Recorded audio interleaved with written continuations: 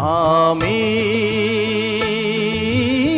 সাগরের তীর হয়ে রইব, নিয়তির ঢেউ এসে করবে আঘাত, নিয়তির ঢেউ এসে করবে আঘাত। আমি শুধু মুখ বুজে সইব, আমি সাগরের তীর হয়ে রইব।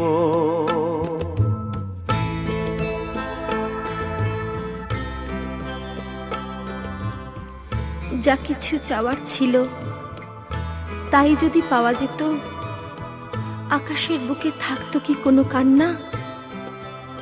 সাগরের ঢেউ কি নিজেকে সামলাতে না পেরে তীরের বুকে ভেঙে ভেঙে পড়তো?